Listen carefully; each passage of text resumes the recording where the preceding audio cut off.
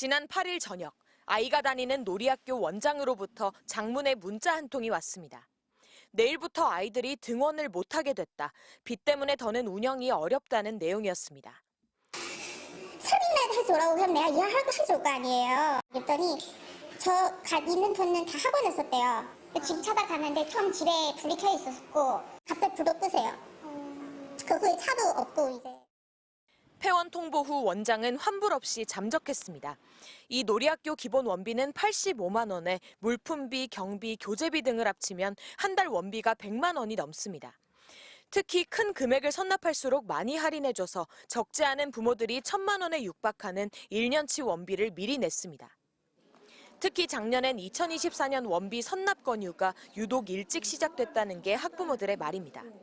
10월에 선납을 하셨으면 좋겠다고 전화를 받았어요. 다른 어머니 같은 경우는 8월 달에도 전화를 받았던 거예요.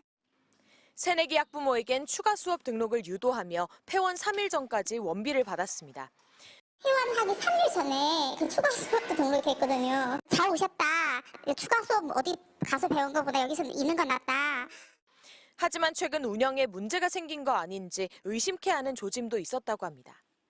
식단표에는 미니 머핀, 꼬마 케이크 이런 식으로 나왔는데 너무 배고파니까 뭐 먹었어? 했더니 쿠쿠다스 먹었어? 이러는 거예요. 한 개를 주셨대요.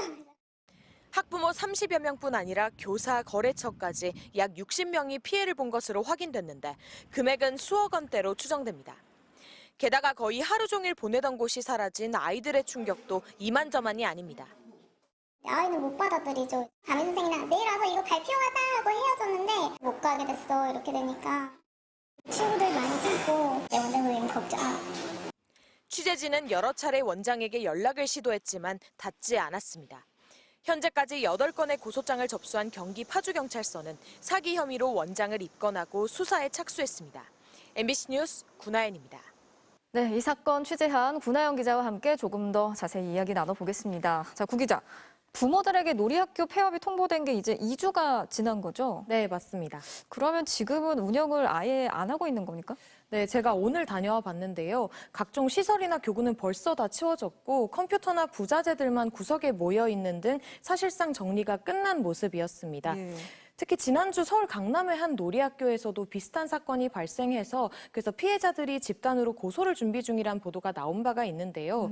돈도 돈이지만 당장 아이를 맡길 곳이 없는 부모들에게는 청천벽력과 같은 일입니다. 만나본 피해 부모들 중에도 아이를 맡길 기관을 아직도 찾지 못해서 수소문 중인 분이 꽤 많았습니다. 아니, 맞벌이 부부들에게는 정말 난감한 상황일 수밖에 없겠네요. 그런데 이 놀이학교랑 어린이집 둘 다 아이들을 대상으로 하는 기관이잖아요. 그런데 유독 이런 일들은 이 놀이학교에서 좀 많이 일어나는 것 같거든요. 뭐 다른 게 있습니까?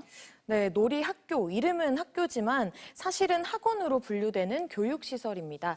어린이집은 폐원 2달 전에 지방자치단체에 이를 신고하고 폐원 사실을 학부모와 교사에 알려야 하는데 놀이학교는 그런 의무가 전혀 없습니다. 예. 사전에 신고할 필요도 없어서 하루아침에 폐원을 해도 속수무책입니다.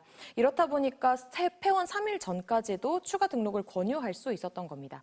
이 원장도 실제로 폐원 이틀 후에야 교육지원청에 폐업 신고서를 제출한 걸로 확인이 됐습니다. 네. 또 개인이 운영하는 학원이다 보니까 선납 유도가 가능했던 것도 피해 규모를 키운 원인 중 하나입니다. 아이들을 대상으로 하는 기관인 만큼 좀 더 철저한 관리가 이루어져야 할 것으로 보이는데요. 피해 방지를 위한 조치 뭐 어떤 게 진행이 되고 있나요?